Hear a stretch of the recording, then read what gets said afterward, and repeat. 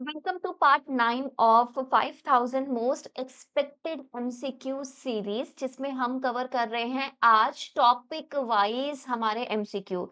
सो अभी तक आपने बहुत सारे कमेंट्स किए कि ये सीरीज किस तरीके से होनी चाहिए, किस तरीके से आपको पसंद है, क्या क्या आपके वीक पॉइंट्स हैं। हिंदी मीडियम वालों को चाहिए था कि हिंदी में भी कंटेंट आए, तो वो सारे जितने भी आपका फीडबैक है वो सब हमने एक्यूमुलेट करके अब हमने अपनी सीरीज पार्ट 9 से कर दी है टॉपिक वाइज, जिसमें आज हम कवर करेंगे वेस्टर्न पॉलिटिकल थिंकर्स। ठीक है, तो बेसिकली थिंकर्स के बारे में हम डिटेल में करने वाले हैं। ज्यादा थ्योरेटिकल नहीं होगा बट बहुत ज्यादा कंसेप्चुअल होगा आज का जो लेक्चर है। इसलिए अगर आप फर्स्ट टाइम डिस्कवर स्टडी में आ रहे हो तो फटाफट से चैनल को सब्सक्राइब कर लो, नोटिफिकेशन ऑन कर लो। और हमने पहले भी ना यूनिट वाइज हर एक चीज करा रखी है, डिटेल्ड लेक्चर्स है, बिकॉज पेपर जो आता है वो बहुत ही ज्यादा एनालिटिकल कंसेप्चुअल आता है। इवन अभी ये डिमांड हो रही है कि भाई आपको ना कंसेप्ट को अप्लाई करना आना चाहिए, तब जाके आपका कोई कट ऑफ बनेगा। और आपको पता है कट ऑफ तो बहुत ज्यादा हाई जा रही है, राइट। तो इसलिए हमारा सिर्फ ये कोशिश है कि आपको हम बताएं कि किस तरीके से एमसीक्यू होते हैं, क्या उसमें दिमाग लगाना पड़ता है, और जो रिपीटेड कंसेप्ट है ना बार बार जो आते हैं एग्जामिनेशन में, वो आपके हमारे इस सीरीज के थ्रू कवर हो जाए। बिकॉज सिर्फ हम क्वेश्चन और आंसर नहीं कराते बट हर एक क्वेश्चन का डिटेल्ड एक्सप्लेनेशन देते हैं। बाकी रही बात पीडीएफ की, इस जो लेक्चर है उसकी, तो पीडीएफ आपको Telegram channel @the discover study में भी मिल जाएगी, और पीडीएफ आपको हमारा जो ऐप है डिस्कवर स्टडी उसमें भी मिल जाएगी। एक और चीज बताना चाहूंगी, देखिए मुझे पता है कि हर एक चीज सबको होता है कि फ्री कंटेंट चाहिए, तो आप हमारे ऐप में जाइए। ऐप में हमारे जितने भी कोर्सेज है ना, उसका फर्स्ट, जैसे अगर ऑल यूनिट नोट्स है तो फर्स्ट यूनिट के notes free of cost available है, इंग्लिश हिंदी दोनों में। ठीक है, आपका अगर पूरा टेस्ट है, कंप्लीट टेस्ट, चाहे वो पेपर 1 हो चाहे वो पेपर 2 है, तो एक टेस्ट आपका फ्रीली अवेलेबल है, फुल लेंथ टेस्ट। तो जाके ऐप को भी एक्सप्लोर कीजिए और देखिए कि आप कितना स्कोर कर पा रहे हैं। बाकी फ्री कंटेंट के जो आपका अलग से एक फ़ोल्डर है, वहाँ पे हमने बुक्स भी डाल रखी है, पीडीएफ भी डाल रखी है, और बहुत सारे टेस्ट भी डाल रखे हैं, वो भी आप अटेम्प्ट कर सकते हैं।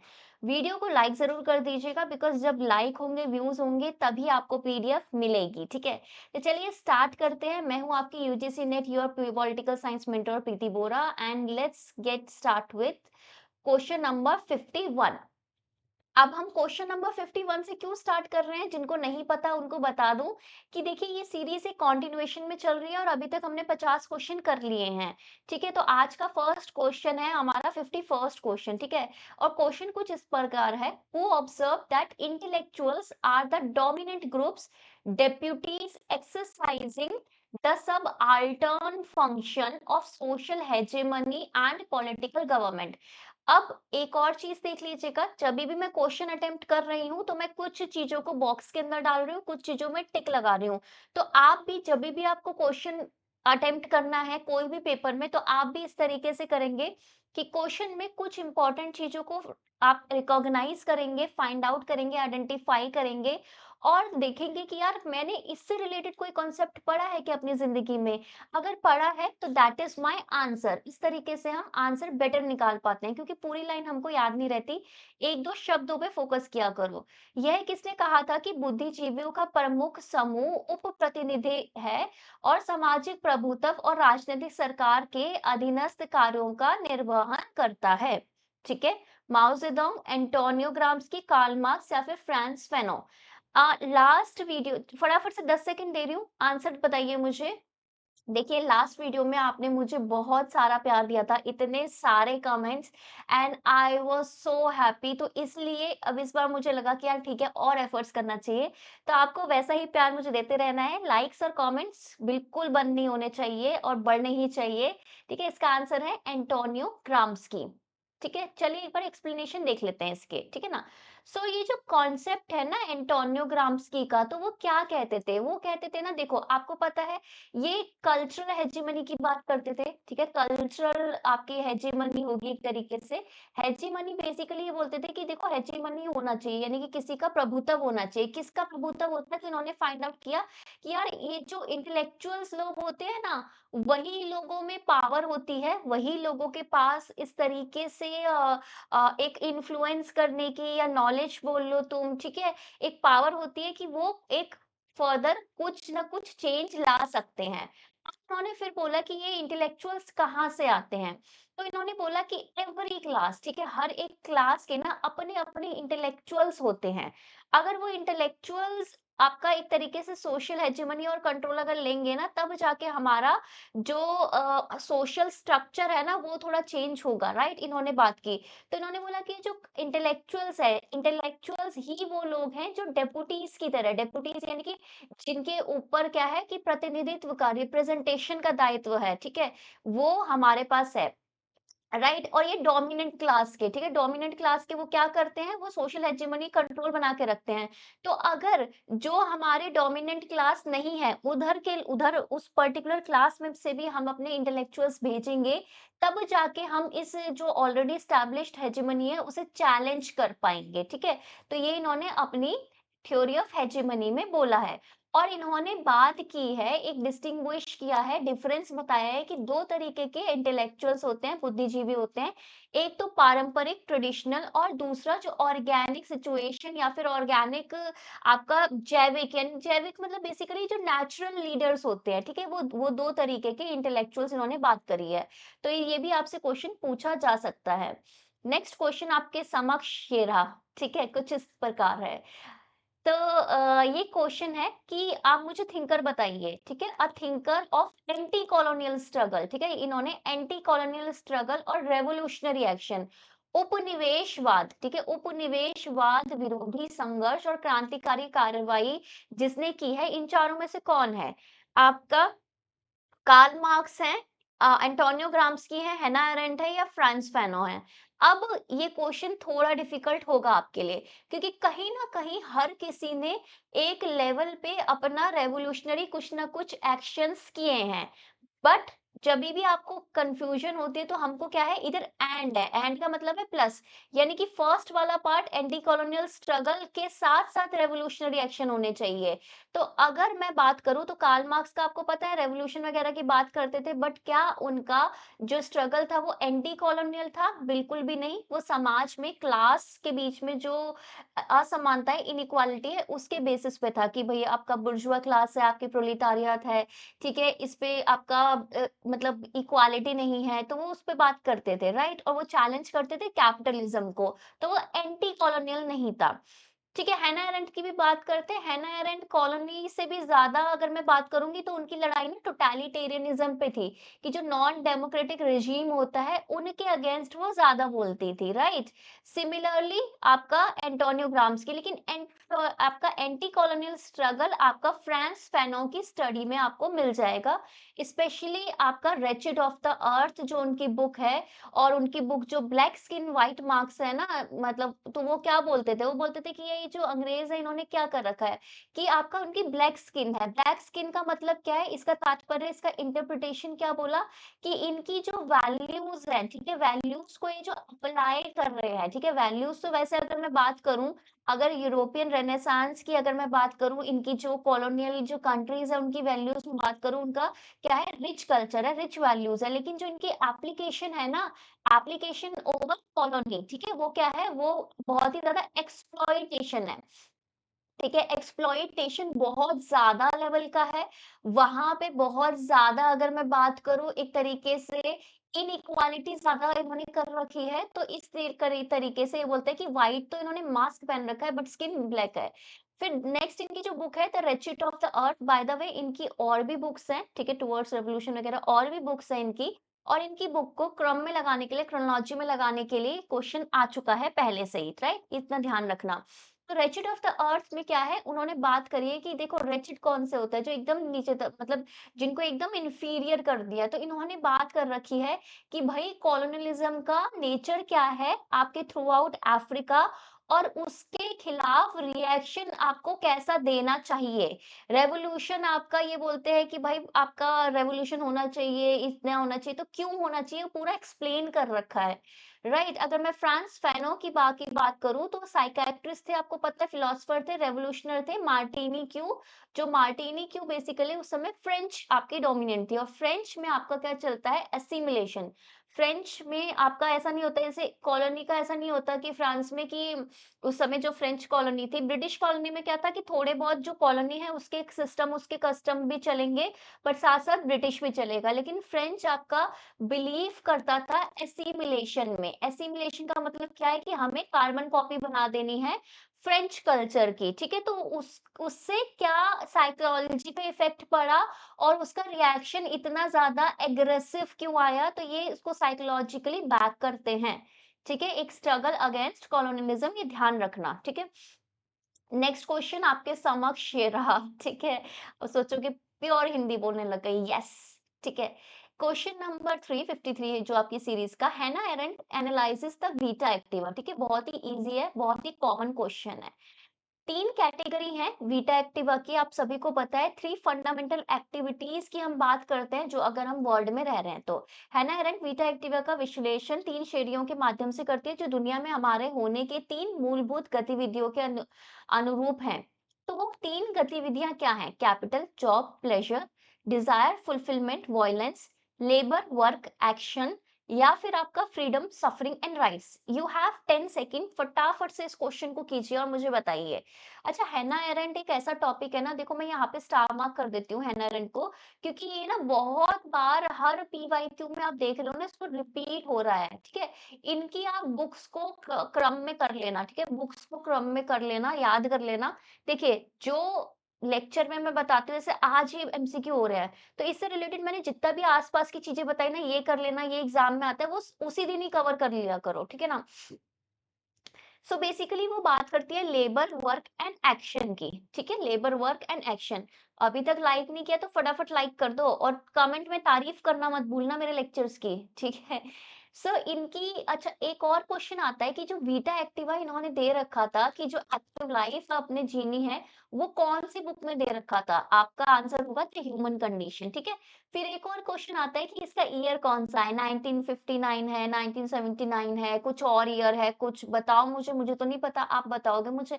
तो इन्होंने बोला कि ह्यूमन एक्टिविटीज ना 3 तरीके की होती है। एक लेबर, श्रम, ठीक है, जो हम रोजमर्रा की एक्टिविटीज करते हैं। फिर वर्क, ठीक है, जिससे हमारी जीवनी चलती है, वर्क जो हमें डिफाइन करता है। देन हमारे एक्शंस, ठीक है? ये 3 तरीके के इन्होंने वर्क बताए हैं, राइट? नेक्स्ट क्वेश्चन आपके साथ ये सामने ये है, और ये थोड़ा आपका, इसे मैं छोटा कर देती हूँ। I think you got it. I think दिख रहा होगा।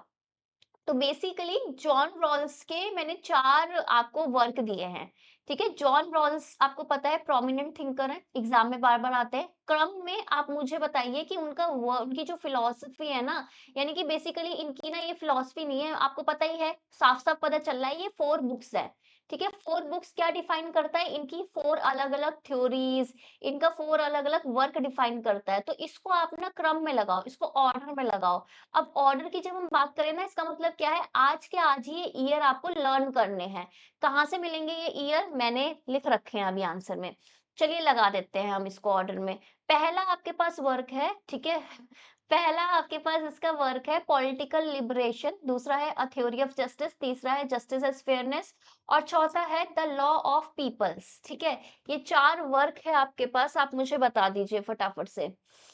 ठीक है, you just have 10 सेकेंड, ठीक है? इतनी जल्दी आपको क्वेश्चन करने की आदत डालनी है, राइट? और अगर अभी आप कमेंट में आप पूछ सकते हैं मेरे से, अगर आप न्यू हो, नई तैयारी कर रहे हो, या फिर आपका बार बार अटेम्प्ट नहीं निकल रहा है, तो कोई भी दिक्कत आ रही है आपको, आप कमेंट करके मुझे बता दो, सो दैट मैं आपको आपको रीच आउट कर लूँ, मैं आपकी प्रॉब्लम सॉल्व कर लूँ, बट वहां पे बैठ के सिर्फ देख के आपकी प्रॉब्लम सॉल्व नहीं होगी।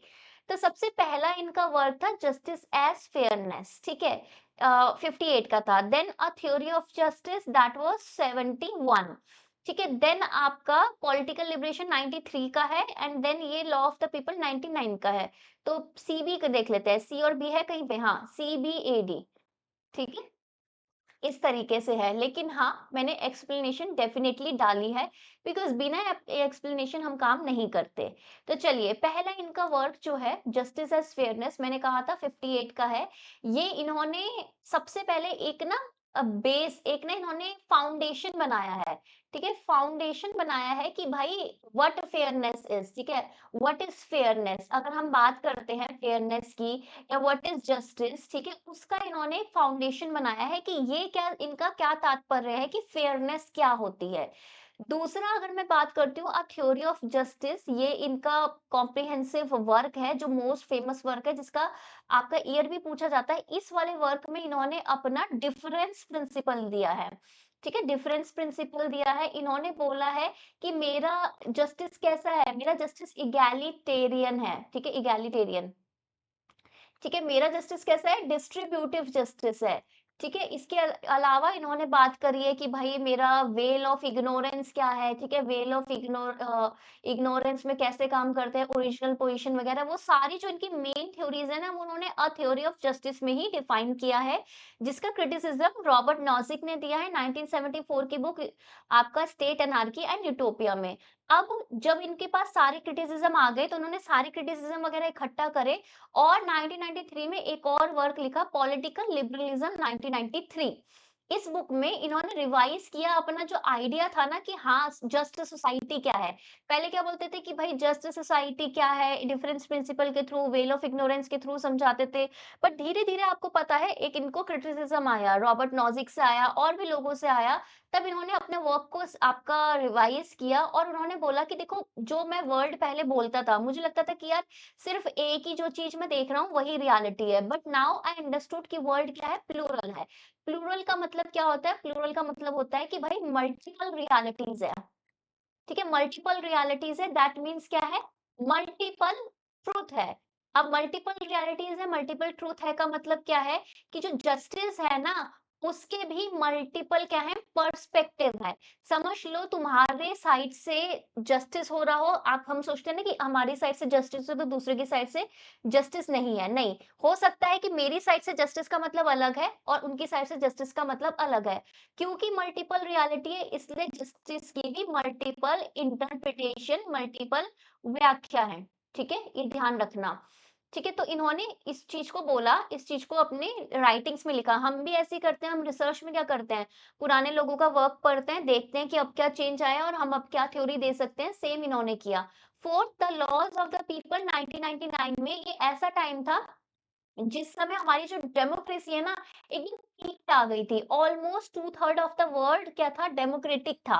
तो इसमें इन्होंने जो प्रिंसिपल ऑफ जस्टिस है ना, इसको एक्सटेंड किया इंटरनेशनल रिलेशंस में और ग्लोबल पॉलिटिक्स में। है ना, आपको पता है थॉमस फॉक, ठीक है? थॉमस फॉक का क्या कंसेप्ट है, ग्लोबल जस्टिस, ठीक है? उस समय भी ये फेमस थे, ठीक है? तो अब इस डायरेक्शन में सारा काम जाने लगा। क्यों? क्योंकि इस समय तक जो वर्ल्ड था, आफ्टर कोल्ड वॉर, वर्ल्ड आपका बाइपोलर नहीं रहा, धीरे-धीरे मल्टीपोलैरिटी आती है। अब जैसे-जैसे आपकी मल्टीपोलैरिटी आती है ना, वैसे-वैसे आपके मेजर आपके मल्टी डायमेंशनल ऑफ एरियाज़ निकलते हैं कोऑपरेशन के, ठीक है? आपके इंटरनेशनल लॉज़ निकलते हैं, एक इंटरनेशनल ऑर्डर निकलता है, तो वहाँ पे जस्टिस को आइडेंटिफाई इन्होंने करा है इन बुक्स में। अब आपको समझ में आ गया होगा, मैंने नाम से ही बता दिया कि political liberation the law of the people, तो आप समझ जाओगे कि नहीं यार, पहले तो थ्योरी ऑफ जस्टिस की थी, फिर इन्होंने वर्ड बदलते टाइम के साथ इसको सही किया। तो आई थिंक अब क्रोनोलॉजी आपको अच्छे से याद हो जाएगी। नेक्स्ट आपके पास ये मैच द फॉलोइंग है, ठीक है? मैच द फॉलोइंग मैंने हिंदी में इसलिए नहीं किया क्योंकि अगर हिंदी में करती तो आता ही नहीं, ठीक है, स्क्रीन में। बट मैं आपको समझा देती हूँ, ठीक है? मैं हूँ हमेशा आपके समझाने के लिए। तो देखिए, 2 लिस्ट मैंने इधर लगा रखी है, ठीक है? एक की जगह हमारा कंसेप्ट है, दूसरी तरफ थिंकर्स है। थिंकर्स आपने पढ़े लिए होंगे, Wollstonecraft, Rawls, Aristotle and Marx, right? अब इसके जो कंसेप्ट है वो क्या है, पहले मैं आपको वो समझा देती हूँ। तो कंसेप्ट नंबर ए बोल रहा है, people who should rule are those who know about politics, ठीक है? कि वो लोग, जो लोग हैं, ठीक है? कौन? जो रूल करते हैं, जो शासन करते हैं, जो लोग शासन करते हैं, वो व्यक्ति होते हैं जिनको राजनीति के बारे में पता होता है, ठीक है? मेरी मात्राएँ हिंदी की गलत होंगी तो प्लीज़ मुझे माफ़ कर देना, ठीक है? मेरी बोली हिंदी बहुत अच्छी है, लेकिन मात्राएँ मेरी बचपन से प्रॉब्लम है। मेरे को हाथ में डंडे पड़ते थे, बट फिर भी नहीं सुधरी, सो अब नहीं सुधर सकती, ठीक है? दूसरा है the achievement of freedom through the abolition of exploitation and operation. कि फ्रीडम क्या है, हमारे लिए स्वतंत्रता क्या है? स्वतंत्रता है कि अबॉलिशन हो, ठीक है, अबॉलिशन हो कि कोई क्या किस चीज का हो, कि कोई चीज हटे, क्या हटे? एक्सप्लॉइटेशन, ठीक है, और आपका उत्पीड़न, ठीक है, एक्सप्लॉइटेशन बोलते हैं, और ऑपरेशन, ठीक है, किसी पे दबाव डालना ऑपरेशन बोलते हैं, और उत्पीड़न को एक्सप्लॉइटेशन बोलते हैं। तीसरा है principle of equal basic liberties, कि भाई जो बेसिक लिबर्टीज है ना वो तो एटलीस्ट इक्वल होनी चाहिए हर किसी की। ठीक है, नेक्स्ट है कि फ्रीडम जो है, आपके स्वतंत्रता, राइट्स, आपके अधिकार, और सिटीजनशिप जो है, आपकी जो है सदस्यता, वो वुमेन की और मेन की है, ठीक है, दोनों की ही है, वुमेन और मेन दोनों की है, ठीक है, बोथ को ये चीज मिलनी चाहिए। और ये है आपके पास ऑप्शन, जब तक मैं पढ़ रही थी आपने होपफुली देख लिए हो, ठीक है। तो देखिए इसको हम कैसे करेंगे। यहाँ पे अगर मेन एंड वुमेन का बात हो रही है, और हमको पता है एक ऐसे थिंकर है जो फेमिनिस्ट थिंकर है, ठीक है, फेमिनिस्ट थिंकर है, दिस इज मेरी वॉलस्टोनक्राफ्ट, तो ऑब्वियसली डी का आंसर तो वन होगा। तो सबसे पहले डी का आंसर देख लेते हैं। डी का आंसर वन है, ठीक है, दो ऑप्शन में मिल गए मेरे को। अब डी का आंसर वन है तो बाकी कुछ और मैच हो रहा है? नहीं भाई, हमको खुद से करना पड़ेगा। ओके, हम कर लेते हैं। देखिए यहाँ पे अचीवमेंट ऑफ फ्रीडम की बात हो रही है कि एक्सप्लॉइटेशन वगैरह ये कम हो, ये सारी चीजें हो, ठीक है, कि एक्सप्लॉइटेशन फ्रीडम हमें कब मिलेगा? जब हमारा एक्सप्लॉइटेशन और ऑपरेशन हटेगा। तो ये कहीं ना मुझे लग रहा है कि ये कार्ल मार्क्स की बातें लग रही हैं, ठीक है, बी का फोर्थ है। यस, बी का फोर्थ है हमारे पास, तो we got our answer, right. लेकिन बाकी ऑप्शंस भी हम एक बार देख लेते हैं। इसमें हमने बोला है फर्स्ट का कि देखो जो लोग पॉलिटिक्स कर रहे हैं, जो लोग रूल कर रहे हैं, उनको पॉलिटिक्स पता होनी चाहिए। यस, आपकी एरिस्टोटल ने 6 कैटेगरीज बताई थी, ठीक है, 3 आपकी सही वाली थी, 3 सही वाली कौन सी थी? मैप। और जो बेकार वाली थी वो कौन सी थी? तोड़, ठीक है। इसकी फुल फॉर्म क्या है आप मुझे कमेंट सेक्शन में बताइए। तो उनको तो पता होना ही चाहिए पॉलिटिक्स के बारे में। हर किसी के पास बेसिक इक्वल लिबर्टीज होनी चाहिए, दैट इज आपके जॉन रॉल्स, ठीक है। सो क्यों? क्योंकि इन्होंने इनके लिए कि हर इक्वालिटी कि बेसिक इक्वालिटी हो, यही इनके लिए क्या है? यही आपका जस्टिस की डेफिनेशन है, राइट। कि फर्स्ट ऑर्गेनाइजेशन है किसी भी सोशल इंस्टीट्यूशन का, क्यों है वो उन्होंने उसी में ही लिखा है। चलिए, अब आपके पास ना कुछ बेसिक चीज पूछे जा रहा है इस क्वेश्चन में, एंड लेट्स सी आपके बेसिक्स कितने स्ट्रांग है, हालांकि मुझे इतना विश्वास नहीं है। चलिए, तो पहला आपके पास ऑप्शन कुछ इस तरीके से है कि भाई एलिमेंट्स बताओ मैकियावेली के, कि भाई मैकियावेली के प्रमुख तत्व क्या थे? जो मैकियावेली जितनी भी अपनी थ्योरीज, जितनी भी अपनी आपको स्टडीज है, वो क्या बोलते थे, आप मुझे बताओ। पहला कि क्लासिफिकेशन ऑफ पॉलिटिकल रेजिम्स की राजनीतिक शासन प्रणालियों का वर्गीकरण होना चाहिए, ठीक है, अलग अलग जो आपकी अलग अलग कैटेगरीज होनी चाहिए, ठीक है, कैटेगरीज लिख लेती हूँ मैं यहाँ पे। Next, critic of classical philosophical ideas, की जो शास्त्रीय दार्शनिक विचार थे ना उसके आलोचक थे ये, ठीक है। तीसरा, क्रिटिसिज्म ऑफ लिबर्टी, की स्वतंत्रता की आलोचना करते थे। चौथा, आइडियाज ऑन रिपब्लिकनिज्म, गणतंत्रवाद पर विचार करते थे। और चौथा, एनालाइजिंग पावर, शक्ति का विश्लेषण इन्होंने किया था। सो रिपब्लिकनिज्म क्या मतलब होता है कि हेड ऑफ द स्टेट, ठीक है, कि आपका जो हेड ऑफ द स्टेट है वो क्या होना चाहिए? वो इलेक्टेड होना चाहिए, ठीक है, वो आपका किंग, वो आपका क्वीन, ये नहीं होना चाहिए, ठीक है। ये होता है आपका रिपब्लिकनिज्म, क्योंकि इंडिया में भी आपका क्या है? रिपब्लिक है। कैसे? क्योंकि हमारे पास हेड ऑफ द स्टेट कौन है? प्रेसिडेंट है। प्रेसिडेंट इलेक्टेड होते हैं, यस, इनडायरेक्टली इलेक्टेड है बट इलेक्टेड है। अच्छा, हमारा हेड ऑफ द गवर्नमेंट कौन है? हमारे प्राइम मिनिस्टर। वो कैसे हैं? वो डायरेक्टली इलेक्टेड है। हमारे हेड ऑफ द स्टेट और हेड ऑफ द गवर्नमेंट अलग व्यक्ति हैं। जब तक मैं आपको ये एक्सप्लेन कर रही हूँ तब तक आपको आंसर निकालना है। तो अलग व्यक्ति है, इसका मतलब क्या है? इसका मतलब सीधा सीधा ये है कि हमारी कौन सी टाइप की गवर्नमेंट है? कौन सी है बताओ? पार्लियामेंट्री स्टाइल या फिर प्रेसिडेंशियल? बता दीजिए। ठीक है। चलिए एक एक ऑप्शन को देख लेते हैं। क्लासिफिकेशन ऑफ पॉलिटिकल रेजिम, अलग अलग तरीके के उन्होंने बताए थे, बिल्कुल उन्होंने बताए थे। उन्होंने ये भी बोला था कि मैं रिपब्लिकनिज्म के फेवर में हूँ, बट फिलहाल आपकी इटली के लिए मोनार्की ही सही रहेगी बिकॉज ऑफ स्टेबिलिटी। तो कहाँ पे ए ऑप्शन नहीं है? इन दोनों में ए ऑप्शन नहीं है, इनको हटा देते हैं हम, ठीक है। अब हमारे पास 50-50 चॉइस हो गई, सबसे इजी चॉइस है ठीक है, एक में ए अब ई दोनों में है, तो ई हमारा है कि पावर को एनालिसिस करते थे, बिल्कुल एनालिसिस करते थे। हमारी जो आपकी द प्रिंस है उस वाले उसमें क्या करते थे, वो प्रिंस को क्या करते थे एडवाइसेस देते थे कि उनको क्या करना चाहिए, क्या नहीं करना चाहिए। राजा मतलब like Prince like whether the Prince should be whether the king should be loved और फियर्ड, धर्म क्या है, कि कैरेक्टर क्या होना चाहिए, कैसे फॉरेन पॉलिसी करनी चाहिए, सब एनालिसिस ऑफ पावर दोनों में है। अब हमें क्या है बी, सी, डी में से एक ही सही है, राइट? सो आइडियाज़ ऑफ क्या बोलते हैं गड़बड़ है इसमें। Critic of classical philosophical ideas ये भी सही है एक्चुअली, ये क्वेश्चन में गलत ऑप्शंस में गलत बढ़ा है। देखो आइडियाज ऑफ रिपब्लिकनिज्म ये देते थे, डी वाला ऑप्शन बिल्कुल सही है। लिबर्टी को क्या वो क्रिटिसाइज करते थे, नहीं करते थे। क्यों नहीं करते थे? क्योंकि जब वो खुद बोल रहे हैं कि रिपब्लिक होना चाहिए, head of the government elected होना चाहिए, तो इनको इलेक्ट कौन करेगा भाई? ये जो लोग इलेक्टेड होंगे ये इलेक्ट कौन करेगा? ये तो पीपल ही करेंगे ना। पीपल अगर इलेक्ट कर रहे हैं तो उनके पास क्या है? उनके पास है लिबर्टी, फ्रीडम, तो उनके राइट्स की ये बात करते थे। तो सी वाला ऑप्शन गलत है। लेकिन लेट्स गो टू आपका बी वाला ऑप्शन कि क्लासिकल फिलोसफिकल आइडियाज को इन्होंने क्रिटिसाइज किया था, बिल्कुल किया था। कैसे किया था? क्योंकि उन्होंने बोला ये फर्स्ट ऐसे व्यक्ति थे जिन्होंने पॉलिटिक्स एंड रिलीजन, ठीक है, पॉलिटिक्स एंड रिलीजन को अलग किया था, इनको हमने अलग किया था, राइट? ये वाली चीज समझ लो। तो A B D E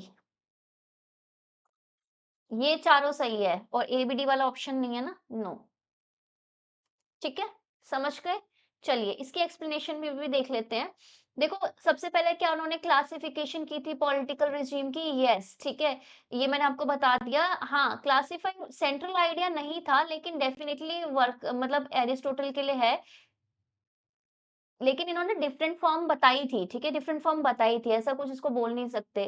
critic of philosophical yes, exactly बिल्कुल थे बिकॉज़ ये क्या बोलते थे, ये बात करते थे पॉलिटिक्स वर्च्यू पे बेस्ड होनी चाहिए, मोरालिटी अलग-अलग होनी चाहिए, बट ऐसा नहीं कि रिलीजन पे बेस्ड होनी चाहिए। तभी तो हम क्या बोलते हैं, father of modern political science बोलते हैं क्या इनको, कि क्या बोलते हैं मुझे बताओ? लिबर्टी को क्रिटिसाइज़ करते थे? नहीं, बिल्कुल भी नहीं। इनकी जो बुक थी डिस्कोर्सेस ऑन द लेवी, ठीक है, उसमें इन्होंने रिपब्लिकनिज्म को फॉलो किया। इन्होंने बोला है कि रिपब्लिकनिज्म होना चाहिए और डिटेल एनालिसिस दी है। तो इसका मतलब क्या है, लिबर्टी की भी बात करते हैं। पॉन ये analysing analysing power, yes, the prince जो है उसमें उन्होंने बहुत सारी एडवाइस दी है कि भाई पावर कैसे आपको गेन करनी है, कैसे उसको मेंटेन करनी है, कैसे आपकी से पावर चली जाएगी, और प्रैक्टिकल एडवाइस दी है रूलर को कि कैसे इफेक्टिव एक अच्छा राजा आप बनो। ठीक है, रियलिस्ट थे, ये सबको पता है। नेक्स्ट आ जाता है question number 57 which is again बहुत बड़ा वाला क्वेश्चन। ठीक है, आई थिंक आपको इतना छोटा दिख रहा है, बट मेरे पास ऑप्शन नहीं है, थोड़ा बड़ा क्वेश्चन है। ठीक है, इसमें क्या बोल रहे हैं, इसमें सिर्फ सिंपल ही एक क्वेश्चन है कि भाई पॉलिटिकल थ्योरिस्ट के हिसाब से मुझे बताइए कि कौन सी स्टेटमेंट मेरी सही है। ठीक है, तो पहली स्टेटमेंट मेरी कुछ इस प्रकार है कि जो मैरी वॉलस्टोनक्राफ्ट हैं उन्होंने क्या था, उन्होंने बेसिक एम्फेसिस लगाया कि देखो इक्वल राइट्स मिलने चाहिए वुमेन को। दूसरा है कि जो हैना अरेंट है उन्होंने नेचर ऑफ बोथ नाजिज्म और Stalinism in the origin of the totalitarian, उन्होंने क्या करा, एग्जामिन किया कि भाई देखो नाजिज्म में क्या-क्या हो रहा है, स्टालिनिज्म में क्या हो रहा है, the totalitarian, the origin of totalitarianism में, ठीक है। तीसरा है आपका जो एंटोनियो ग्राम्स्की थे, उन्होंने फेमस बुक लिखी है जिनका नाम है on people's democratic dictatorship, right. चौथा है कि जो फ्रांस फेनो थे, उन्होंने बुक लिखी है ब्लैक स्किन व्हाइट मार्क्स। पांचवा है कि अपनी जो बुक है पॉलिटिक्स अमंग नेशन, उसमें अरिस्टोटल ने एक सिस्टम ऑफ मिक्स्ड गवर्नमेंट की बात करी है। अब मैं आपको सीधे-सीधे 10 सेकंड दे रही हूँ, फटाफट से मुझे इसका आंसर आप बता दीजिए, ठीक है? और अगेन मैं आपसे यही बोलूँगी कि कमेंट्स में ना अपना पूरा-पूरा पार्टिसिपेशन दिखाया करो। हर एक क्वेश्चन का कुछ एक्स्ट्रा आपको पता होता है, कुछ एक्स्ट्रा फैक्ट आपको पता है, वो भी लिख दिया करो सो दैट बाकी लोग पढ़ें और उनको भी पता चले कि आपके पास ज़्यादा नॉलेज है। इवन आपको कुछ ऐसा पता है जो मुझे नहीं पता तो मुझे बताओ, राइट? ये आपको इस तरीके से पार्टिसिपेट करना है। तो देख लेते हैं, तो मैरी वॉलस्टोनक्राफ्ट ने बोला था इक्वल राइट्स ऑफ वुमेन होनी चाहिए, बिल्कुल बोला था, ठीक है? तो यहाँ पे नहीं है, इसको हटा देते हैं। एंड ना अच्छा इसको समझ लो, मैं सोच सकती हूँ कि इसमें आपको प्रॉब्लम हो सकती है, तो देखिए हम इसे कैसे करेंगे। फ्रांस फैनों ने ब्लैक स्किन व्हाइट मार्क्स लिखी है, बिल्कुल लिखी है, तो ए और डी कहाँ पे है? देखो यहाँ पे ए और डी नहीं है, ठीक है? इसको हटा दो।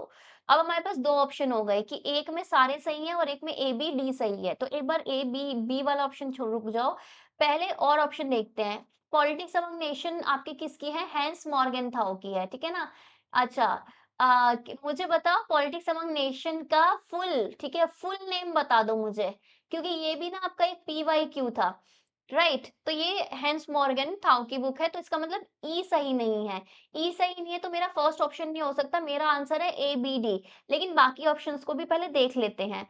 ऑन पीपल्स डेमोक्रेटिक डिक्टेटरशिप, ये आपकी किसकी है? ये माओ जेडोंग की बुक है, नॉट आपका एंटोनियो ग्राम्स की, तो ये हट गया।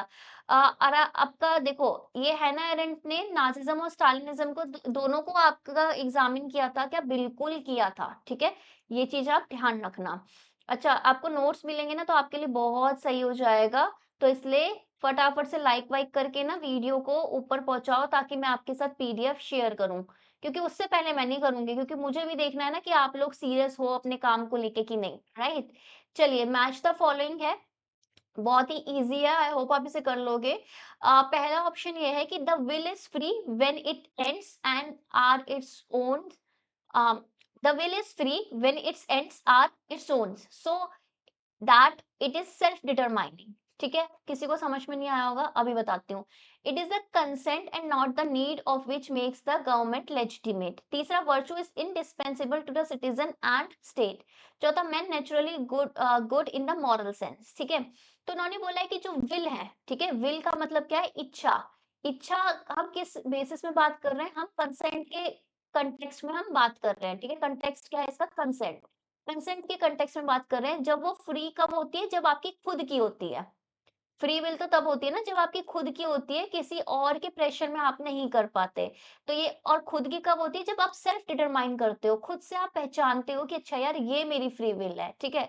दूसरा, इट इज द कंसेंट, ठीक है, ये आपका क्या है? कंसेंट है, सहमति है। And not the need which makes the government legitimate, कि आपका गवर्नमेंट लेजिटिमेट है, गवर्नमेंट आपकी लीगली ऑथोरिटेटिवली काम कर रही है, तो किस बेसिस पे कर रही है? कि आपको जरूरत है इसलिए गवर्नमेंट को एब्सोल्यूट पावर दे दी? नहीं, आपने सहमति दी थी, इस वजह से आपको ये लेजिटिमेट गवर्नमेंट मिली है। तीसरा क्या है? वर्च्यू। वर्च्यू क्या होता है? गुण, ठीक है, सद्गुण। इस ये क्या है? सिटीजन और स्टेट दोनों में होता है, कौन बोलते हैं? और मैन, नेचुरली अगर मैं बात करूं, मैन की प्राकृतिक उसका नेचर क्या होता है? अच्छा ही होता है, मॉरल सेंस में, ठीक है। किस सेंस में? मॉरल सेंस में। अब ऐसे किसने बोला है, मुझे बताओ। हीगल ने क्या बोला है? रूसो ने क्या बोला है? माकियावेली ने क्या बोला है? जॉन लॉक ने क्या बोला है? One of the toughest question है आज का, मुझे पता है। एंड आज मुझे बताइए, आज की सीरीज आपको कैसी लग रही है? अभी और क्वेश्चन रहते हैं, जस्ट आप जब तक कर रहे हो मैं आपसे थोड़ी बहुत बातें कर लेती हूँ। ठीक है, आज की सीरीज कैसे लग रही है? लग रहे हैं क्वेश्चन बहुत ही, मतलब यार ये तो भाई अच्छे लेवल के लग रहे हैं, एक्सप्लेनेशन भी अच्छी लग रही है। समझ में आ रहा है आपको क्वेश्चन कैसे निकालते हैं हम, कैसे हम एलिमिनेट कर रहे हैं? मेरा ना क्वेश्चन पढ़ने का तरीका आपको देखना है कि यार कुछ चीजों को मैं सर्कल कर रही हूँ, कुछ चीजों को मैं अंडरलाइन कर रही हूँ। मेरा ऑप्शंस को एलिमिनेट करने का तरीका देखना है, और यही सही सीखना है। क्योंकि देखो, बहुत सारा पढ़ के ना इतना सक्सेस नहीं मिल सकती जितना आप बहुत सारा अप्लाई करके सक्सेस लोगे, और एप्लीकेशन बेस्ड ही क्वेश्चन आपके पास आ रहे हैं। बाकी इतना अच्छा लग रहा है तो लाइक करो अभी के अभी। ठीक है, तो चलिए इसको क्वेश्चन को सॉल्व करते हैं। तो सबसे पहले मैं बात करूंगी ऑप्शन नंबर डी की, ठीक है। Men are naturally good in moral sense, कि मॉरल सेंस में तो वो सही थे, लेकिन सोशल इनइक्वालिटी ने, नेचुरल इनइक्वालिटी तो थी उनमें, चलो कोई बात नहीं, बट सोशली इंसान को क्या बना दिया? क्या बना दिया? बताओ। बहुत ही फेमस सेइंग है कि अच्छा नहीं बनाया, और मैं आपको ऑप्शन दे रही हूँ, चलो टाइम दे रही हूँ सोचने का, बताना भी एक्सप्लेनेशन में लिखा है। डी का आंसर है टू। डी का आंसर टू आ गया। अरे मेरा तो क्वेश्चन हो गया, डी का आंसर टू ही निकालना था। ठीक है, इन्होंने बोला कि अपनी विल फ्री कब होती है? हीगल ने बोला था जब तुम उसे खुद फाइंड आउट करो। ऑब्वियसली, जो कंसेंट में गवर्नमेंट नहीं चलती वो आपकी लेजिटिमेट नहीं होती, ठीक है। नीड के बेसिस में नहीं, कंसेंट के बेसिस पे कौन बात करेगा? जॉन लॉक बात करेंगे। और इन्होंने ये कंसेप्ट दिया है टैसिट कंसेंट का, जिसको आप हिंदी में बोलते हो मौन सहमति, कि अगर आपने किसी चीज के विरोध बोला नहीं तो इसका मतलब आपने वो चीज की सहमति दी है। और ये बात करते हैं जॉन लॉक, ठीक है। सी का वर्चू आपके हमेशा हमेशा वर्चू आपका सद्गुण आपके कहाँ पे होते हैं? स्टेट और सिटीजन दोनों में होता है, ऐसा माकियावेली बात करते हैं। तो लेट्स सी इसकी एक्सप्लेनेशन में मैंने आपके लिए क्या रखा है। बहुत बड़ी एक्सप्लेनेशन है वैसे इसकी। सो देखिए, थोड़ा नीचे कर देती हूँ, आई थिंक मेरे थोपड़े से आपका ये कंटेंट छुप रहा है। ओके, रिफ्रेश होने देते हैं इसको। हुँ। विल कब फ्री होती है? जब आप उसे खुद फाइंड आउट करो। ये कांसेप्ट क्या था कि फ्रीडम का कांसेप्ट था जो हीगल ने दिया था। इन्होंने बोला था कि जो ट्रू फ्रीडम है ना, वो ऐसा नहीं है कि आर्बिट्रेरी चॉइस यानी कि आपने कुछ भी चूज़ कर लिया। लेकिन फ्रीडम क्या होता है जब आप लॉजिक, रैशनल, ठीक है? लॉजिक लगा के, आप रीज़न लगा के, आप एकदम सोच समझ के कुछ आप डिसीज़न लेते हो ना, ठीक है? उस हिसाब से यूनिवर्सल रीज़न के हिसाब से तब वो विल आपकी फ्री होती है और उसके हिसाब से आपकी स्टेट बनती है, ठीक है? नेक्स्ट इन्होंने बात करी है आपका जॉन लॉक ने कंसेंट की। कंसेंट में बोलते हैं कि देखो कंसेंट से गवर्नमेंट बनती है, आपकी ज़रूरतों से गवर्नमेंट नहीं बनती। और ये क्या बोलते हैं, ये सोशल कॉन्ट्रैक्ट थ्योरी की अपना जो जॉन लॉक है वो सीधे-सीधे बात करते हैं क्योंकि जॉन लॉक की जो सोशल कॉन्ट्रैक्ट थ्योरी है, उसमें जो मेन कैरेक्टर है वो क्या है? लोगों की कंसेंट, राइट? और लोगों की कंसेंट से ही लेजिटिमेसी आएगी और जो लेजिटिमेसी के बाद जो गवर्नमेंट आएगी ना, वो लोगों के लिए ही काम करेगी। बाय चांस वो लोगों के लिए काम नहीं कर रही, तो लोग क्या करेंगे? रेवोल्यूशन करके उसको हटा भी सकते हैं। वर्च्यू आपके सिटीजन और स्टेट में होती है, मैकियावेली ने अपने रिपब्लिकन थॉट में बोला। इसलिए दोनों में वर्च्यू है, इसलिए लोग क्या कर सकते हैं? अपने रिपब्लिक, अपने हेड खुद ही सेलेक्ट करेंगे, ऐसा इन्होंने डिस्कोर्सेस ऑन लिवी में लिखा है। और इसमें इन्होंने बोला था कि स्ट्रॉन्ग जो रिपब्लिक होती है ना, वो सिविक वर्च्यू पे डिपेंड रहती है कि जो नागरिकों को अपना नागरिक सेंस होता है ना कॉमन, ठीक है? उस पे आपका डिपेंड रहती है। अच्छा, ये वाला स्टेटमेंट मैं आपके मुँह से सुनने वाली थी, लेकिन किसी ने मुझे सुनाया नहीं, कि मेन ना नेचुरली गुड है मॉरल सेंस में, ठीक है? आपके जूजू बोल रही हूँ, जीन जैकुस रूसो ने बेसिकली बात करा है कि स्टेट ऑफ नेचर है ना, उसने क्या कर दिया, उसने लोगों को नोबल सैवेज बना दिया। क्यों? क्योंकि कुछ रूल्स रेगुलेशंस कुछ नहीं थे और आपका प्रॉपर्टी की वजह से एक रेस लग गई थी, ठीक है? प्रॉपर्टी वो बात करते हैं ना, प्रॉपर्टी की वजह से रेस लग गई, जिसकी वजह से इनइक्वालिटी, असमानता आपकी सोसाइटी में आई और उसकी वजह से आपका इंस्टीट्यूशंस, आपका कहीं न कहीं आपका जो समाज है, वो क्या है? आपका उधर इनइक्वालिटी है। ठीक है? नेक्स्ट क्वेश्चन आपके समक्ष ये रहा। आई थिंक आपने आंसर देख लिया। चलो कोई नहीं। Who among the following dismiss the idea of natural rights as rhetorical nonsense? ठीक है? निम्नलिखित में किसने प्राकृतिक अधिकारों के विचारों को वातेतुतापूर्ण बकवास कहकर खारिज कर दिया? बोल दिया यार ये बकवास है, ऐसे बोल दिया, ठीक है? नेचुरल राइट्स को। मिल ने, एडम स्मिथ ने, हर्बर्ट स्पेंसर ने या फिर जेरेमी बेंथम ने? फटाफट से मुझे बताओ। और मुझे ये भी बताओ कि आज का लेक्चर कैसा लगा? क्योंकि आप मुझे डेली फीडबैक देते हो ना, तो मैं कुछ-कुछ चेंजेस करती हूँ। अगर आपको आज का अच्छा लगेगा और क्या चीज़ अच्छी लगी ये भी बता देना सो दैट मैं उसको कंटिन्यू रखूँगी, ठीक है ना? तो दिस इज़ आपका जेरेमी बेंथम, ठीक है? बेंथम वो पर्सन थे जो बात करते थे उपयोगितावाद की, सॉरी, ठीक है? उपयोगितावाद की, जिसको हम बोलते हैं यूटिलिटेरियनिज़्म, जिसमें हम बात क्या करते हैं कि भाई ग्रेटेस्ट हैप्पीनेस और ग्रेटेस्ट नंबर की बात करते हैं। तो इन्होंने अपना क्रिटिसिज़्म दिया नेचुरल राइट्स को, क्योंकि नेचुरल राइट्स क्या थे? नेचुरल राइट्स ऑल, सबके लिए थे। लेकिन यूटिलिटेरियनिज़्म क्या बात करता है? ये नंबर की बात करता है, ठीक है? नंबर के हिसाब से आपके कानून और चीज़ें होनी चाहिए। ये बोलते हैं कि यार नेचुरल राइट्स क्या है? नॉनसेंस अपॉन स्लिट्स है और रिटोरिकल नॉनसेंस है। क्यों है भई ऐसा? क्योंकि इनके हिसाब से राइट्स, अकेले राइट्स होने से कोई फ़र्क नहीं पड़ता। राइट्स के पीछे कुछ ना कुछ लीगल बैकिंग भी आनी चाहिए, कुछ कानून होना चाहिए, ठीक है? प्रॉपर आपके कानून होना चाहिए, प्रॉपर पनिशमेंट होनी चाहिए, प्रॉपर आपका एक मैकेनिज़्म होना चाहिए, जिसके थ्रू मैं इसको क्या कर सकूँ, जिसके थ्रू मैं इसको अप्लाई कर सकूँ, राइट? तब जाके राइट्स की कोई वैल्यू है, लीगल क्रिएशन नहीं है ये। और इन्होंने बोला कि वो प्री एक्जिस्टिंग नहीं थे, ये इस तरीके से बात करते हैं। ठीक है? आज का last question of the day which is आपका क्वेश्चन नंबर 60 और क्वेश्चन है कि जो आपका टर्म्स हैं 2, एक तो वॉर ऑफ मैनोवर और दूसरा वॉर ऑफ पोजीशन, ये किसकी रचना है ये मुझे बताइए? और दोनों में डिफरेंस क्या है ये भी बता दो। युद्ध और स्थिति के युद्ध, ठीक है? शब्द का संबंध मुझसे बताओ। तो फ्रांस फैनो है, माओ ज़ेडोंग है, ग्राम्स्की है या फिर कार्ल मार्क्स है? फटाफट बताइए और इस लेक्चर सीरीज़ को बहुत ज़्यादा प्यार दीजिए, शेयर करते रहा कीजिए। मुझे बताओ कि नेक्स्ट टॉपिक या नेक्स्ट यूनिट कौन-सी आपको करनी है, वो भी मुझे कमेंट सेक्शन में बता दो। दिस इज़ ग्राम्स्की, ठीक है? फटाफट से एक्सप्लेनेशन देख लेते हैं इसकी।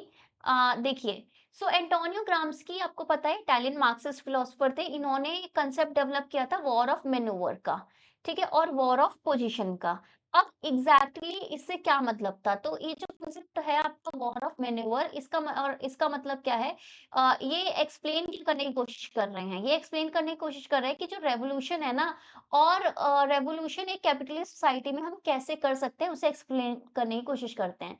देख वो बोलते हैं, आर्ग्यू करते हैं कि जो हाइली डेवलप्ड कैपिटलिस्ट सोसाइटी होती है ना, वहाँ पे एक बहुत ही अच्छा फीचर होता है कि एक स्ट्रॉन्ग सिविक सोसाइटी होती है। ठीक है, एक स्ट्रॉन्ग सिविक सोसाइटी है, तो वहां पे आप क्या कर सकते हो? वॉर ऑफ मैन्यूवर कर सकते हो, यानी कि फ्रंटल असॉल्ट ऑन स्टेट। ठीक है, वो आपका इनइफेक्टिव होगा। क्यों? क्योंकि ये जो स्ट्रॉन्ग सिविल सोसाइटी है, ये वॉर ऑफ मैन्यूवर को क्या करेगी? ये इसे दबा देगी। ठीक है, इसको क्या कर देगी? इसको क्रैश कर देगी, राइट? तो ये इधर ये काम नहीं करेगा। तो इधर क्या काम करेगा? इंस्टेड ये बोलते हैं कि हमें एक long term war of position करना चाहिए, कि धीरे-धीरे आप क्या करो, आप हमारे बीच में क्या मतलब, हमारा बीच में कौन आ रहा था जब हम ऐसा वॉर कर रहे थे? तो सिविल सोसाइटी। तो स्लोली स्लोली आप इस सिविल सोसाइटी को ही ट्रांसफॉर्म कर दो। इसको ही हमने क्या करना है? इसको हमने बदलना है। कैसे? और कल्चरल नॉर्म्स को ही आप क्या कर दो? चेंज कर दो। कैसे करोगे आप? आप हमारे अपनी अपनी क्लास में से डोमिनेंट क्लास की हेजेमनी करके अपनी अपनी क्लास में से आप क्या भेजोगे? इंटेलेक्चुअल्स, जो हमने पहला क्वेश्चन किया था, ठीक है? और इंटेलेक्चुअल्स जो आपको हेल्प करेंगे अपनी-अपनी सोसाइटी, अपनी-अपनी हर एक क्योंकि आपको पता है बहुत सारी क्लासेस को मिलके सोसाइटी बन रही है। तो अगर आपकी जो नॉन डोमिनेंट क्लास है, या फिर आपकी जो डोमिनेंट क्लास भी है, वहाँ से आप इंटेलेक्चुअल्स लेके आओगे, वो क्या करेंगे? वो कल्चरल हेजेमनी वो आपका चेंज करेंगे, ठीक है? पूरा एक बैलेंस चेंज होगा, सिविल सोसाइटी चेंज होगी, और जब आपका ये सिविल सोसाइटी धीरे-धीरे चेंज होगी ना, आपकी वॉर ऑफ पोजीशन सेट हो जाएगी ना, फिर आप वॉर ऑफ मैन्यूवर कर सकते हो। सीधे करोगे तो सीधे आपका क्या हो जाएगा? दबा दिया जाएगा, सक्सेसफुल नहीं होगा कोई भी चेंज, ऐसा ये बोलते हैं। ठीक है? चीज़ें समझ में आई? मुझे बता दीजिए। आई थिंक कांसेप्ट बहुत ही क्लियरली आपको समझ में आ गए हैं। एंड ये जो हमारा, यार, हाँ, मैंने सोचा स्क्रीन ये कहाँ गया? ठीक है, so that was all about today's lecture. I hope आपको क्लियरली सब कुछ समझ में आया होगा। बहुत ही डिटेल में मैंने एक-एक चीज़ बताई है। बस एक ही गुज़ारिश है कि आप चैनल को सब्सक्राइब कर लो, शेयर कर लो, और मंडे, वेडनेसडे, फ्राइडे कर दी है अब मैंने टाइमिंग, क्योंकि डेली-डेली मेरे से हो नहीं पाता है, मैं खुद रिसर्च कर रही हूँ, राइट? तो इसलिए, लेकिन मेरा ये है कि क्लासेस की टाइम ड्यूरेशन बढ़ा दी है कि ठीक है, 1 क्लास करेंगे लेकिन अच्छी-सी करेंगे, ठीक है? सो और पौने 9 बजे, ठीक है? चलिए bye bye, take care, have a nice day.